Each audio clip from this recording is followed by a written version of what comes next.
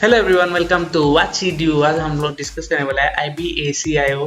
उसके रिलेटेड कोई सिलेबस हम लोग डिस्कस करने वाला है। जैसे आप लोग को पता है कि IB इंटेलिजेंस वीडियो कॉन्टैक्ट करते हैं ऑल इंडिया लेवल पे, ठीक है। तो ACIO कौन सी पोस्ट के लिए वो हम लोग का एग्जाम ले रहा है, असिस्टेंट सेंट्रल इंटेलिजेंस ऑफिसर। तो अभी हम लोग को एक अ, उसका सिलेबस देखना है। इस वीडियो पे आप लास्ट तक देखिए ताकि आप लोग को भी थोड़ा सा हेल्प हो जाए और आप लोग अपना स्ट्रेटेजी अच्छे से बना सकते हो ताकि आप लोग वो एग्जाम के लिए प्रिपेयर कर पाओ, ठीक है। तो स्टार्ट होने से पहले आप लोग को मैं शेयर करना चाहता हूँ, don't say you don't have enough time, right. तो हम लोग बोलते हैं, अक्सर बोलते हैं रिजल्ट देने के बाद कि हम लोग को टाइम नहीं मिला है, क्योंकि अभी बहुत सारा टाइम मिला है।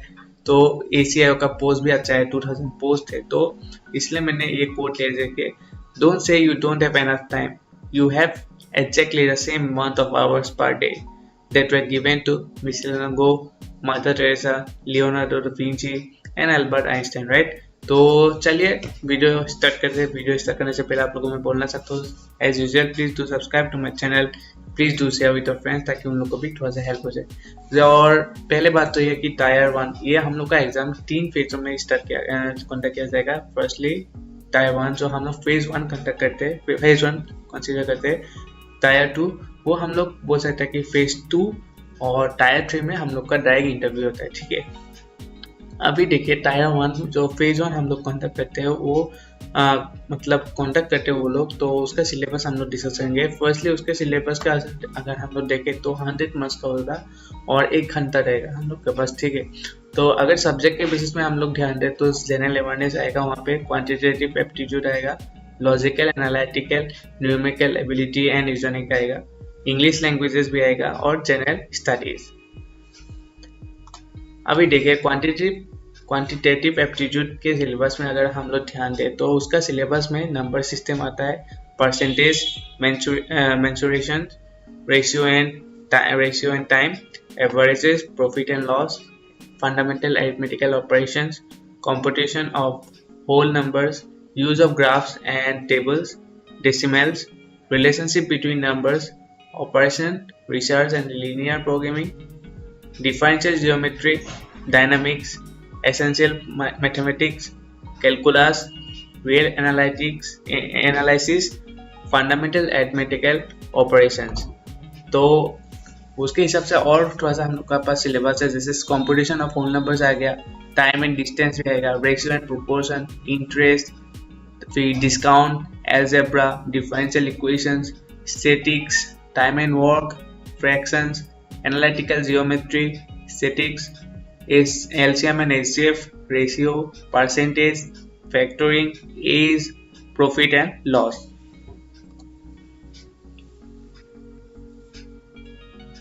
Missing numbers, average, prices and expenditure problems, simple and compound interest, time and work, mensuration, volume, time and distance, fraction, series completion, right।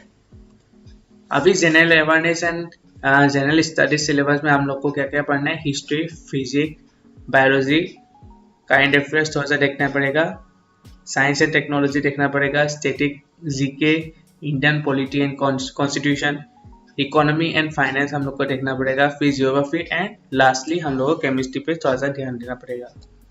उसके हिसाब से अगर हम लोग देखें logical analytical numerical ability and reasoning syllabus में हम लोग को अल्फा न्यूमेरिक सीरीज देखना पड़ेगा, रीजनिंग एनालिसिस, आर्टिफिशियल इंटेलिजेंस थोड़ा सा, blood relation, calendar, cause and effect, clocks and coding and decoding थोड़ा सा जानना पड़ेगा, data sufficiency, decision making, direction आ गया, इनपुट एंड आउटपुट, फिर आप लोग का ऑड वन आउट देखना पड़ेगा, पजल्स देखना पड़ेगा, ऑर्डर एंड रैंकिंग पर थोड़ा सा देखना पड़ेगा, स्टेटमेंट एंड एग्जाम्पशन, फिर लास्टली हम लोग को ध्यान देना पड़ेगा स्टेटमेंट एंड कंक्लूजन पे भी थोड़ा सा, ठीक है।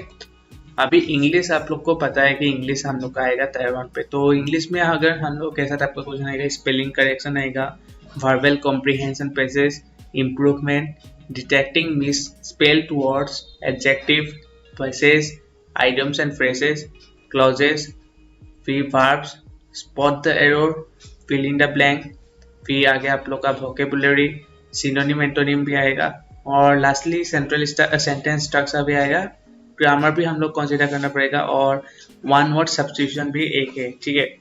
तो अभी आप लोग को पता चल गया है कि फेज 1 में क्या क्या कैसे हम लोग को प्रिपरेशन करना है। अभी फेज 2 पे हम लोग को जो कंसिडर करता है टायर 2, उसका प्रिपरेशन हम लोग को सिर्फ एसे के लिए प्रिपरेशन करना है, जो 50 मार्क्स का आएगा टोटल 1 आवर का हम लोग के पास टाइम होगा। और पेपर्स में ऐसे आएगा English comprehension and precise writing, total ये दोनों ही 30+20 टोटल 50 मार्क्स का आएगा, ठीक है। और जैसे कि आप लोग को पता है कि फेज 3 जो हम लोग बोला है पहले इंटरव्यू का फेज होता है, तो उसके लिए हम लोग को खुद प्रिपरेशन करना पड़ेगा, अपना खुद स्ट्रेटेजी से प्रिपरेशन करना पड़ेगा। अगर आप चाहते हो तो आप लोग के लिए मैं बना के दे सकता हूँ। और thank you for watching my video. अगर ये वाला वीडियो थोड़ा सा भी हेल्पफुल लगे और कोई भी आप ACIO के लिए प्रिपरेशन कर रहे हो तो ये वाला सिलेबस आप लोग का बहुत हेल्पफुल होगा। सिलेबस आप लोग को मिल गया है, स्ट्रेटेजी आप लोग खुद बना लीजिए और अभी ACIO के लिए प्रिपरेशन करिए, ठीक है। Thank you for watching my video. Please do subscribe to my channel and please do share.